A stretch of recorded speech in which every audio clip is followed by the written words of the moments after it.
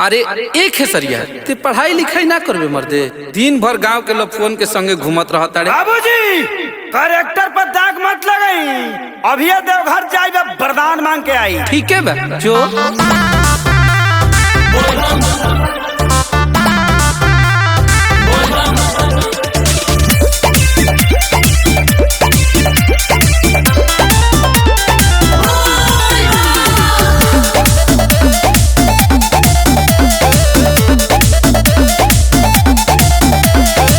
भंगिया धतूर ली हाई चिखली, अपना सेवा कवा के बाबा ये तो भीख दी। बाबा मजबूरी बुझी ना तो बाप बड़ा मारी। भंगिया धतूर ली हाई चिखली, अपना सेवा कवा के बाबा ये तो भीख दी। हे भोला बाबा वरदान मांगते। हम तुम्हारी तपस्या से प्रसन्न हैं, बताओ तुम्हें क्या चाहिए। 3 चीज। एगो नारी एगो गाड़ी नोट छापे का मशीन, एगो नारी एगो गाड़ी नोट छापे का मशीन, एगो नारी एगो गाड़ी नोट छापे का मशीन। ओम नमः पार्वती पते हे गौरा मैया तोहर पदतनि पयिया, हमहु बर मांगतनि दिन। हम तुम्हारी तपस्या से प्रसन्न हुए बालिके, बताओ तुम्हें क्या चाहिए।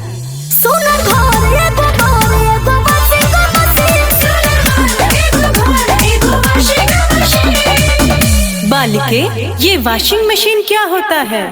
माते ई आधुनिक युग के कपड़ा धोए वाला मशीन ह।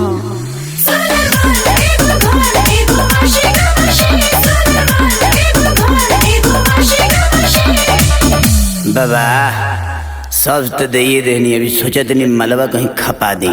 इतना कुछ मिलने के बाद क्या क्या करोगे भाप। सुनी बाबा लेबे जात बानी हम तो महल होया करिया ये बाबा, चढ़े खातिर किनबे अबकी फॉर्च्यून रगड़िया ये बाबा।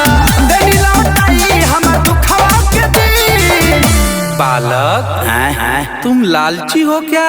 बाकी लोग हरिचंद्र थोड़ी आइल बा, छोड़ी अब हमके दोसर बर देती हटाई। क्या अमर पाली जैसन साली होखे मौगी के बहिन, अमर पाली जैसन साली होखे मौगी के बहिन, अमर पाली जैसन साली होखे मौगी के बहिन। क्या गौरा माँ, इस पगले को महादेव सब कुछ दे दिए और आप हैं कि मेरे पे ध्यान नहीं दे रही हैं। बालिके तुम्हें सब कुछ मिलेगा, बताओ तो सही।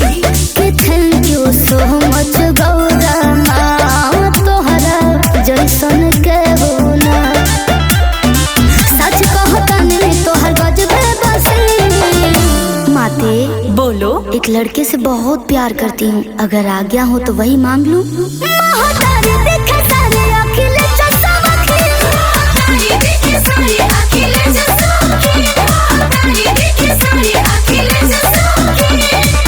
का बेयास तारा के ढेर कुछ मिल गलो। एकर मलकिनी तेही न होखबे चल।